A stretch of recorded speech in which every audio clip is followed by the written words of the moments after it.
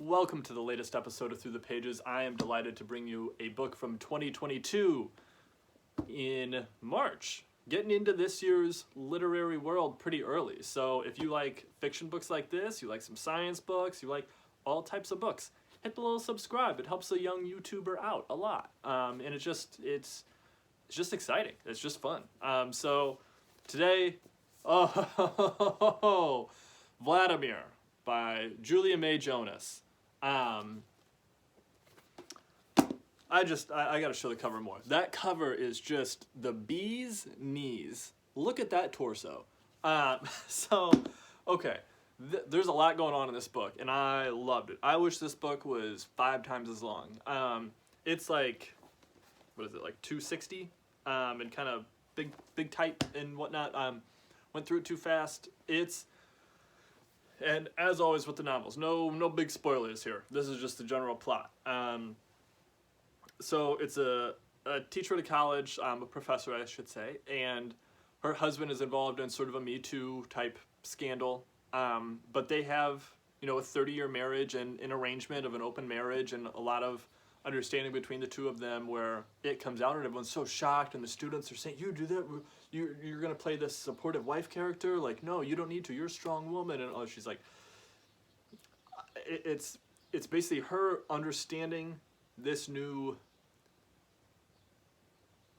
I guess, like the movement, how it applies to her situation and just the generation of kids she's teaching through the lens of a mid-50s woman. And it's something where you don't see a lot of main characters in that demographic of being mid-50s and female. And so to see that wise reflection on what's happening in the world today just added an air of like sharpness to this that was so good. Like, oh my gosh, when students would come to her on little things about like related to her life, her very personal life, like and the way she would like take that in, bottle it up.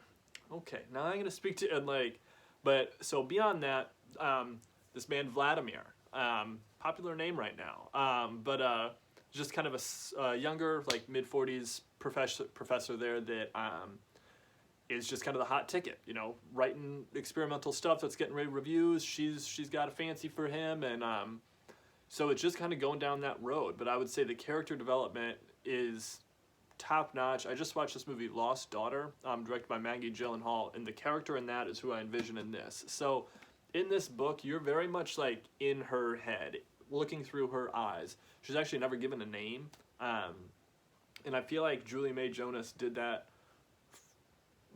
intently. Like I watched like this discussion. It was her and the woman that wrote My Salinger Year through like Harvard Library or something, and she said like I don't in my head even have a name for her. Like it's supposed to be that separate, and I think it's an interesting way to go about it. So you don't look at like this subject in it. You're just like, what if I was this person? And though she acts out in a lot of ways, she does a couple things here and there I probably wouldn't do. Like none of it is horrible. Like ends up horrible. It's an interesting dynamic, and the dissection of her mindset juxtaposed to the reality of 2022 and academic life and personal things becoming so public, and then how to handle yourself and like all this stuff. It's just so good. The bureaucracy of academia,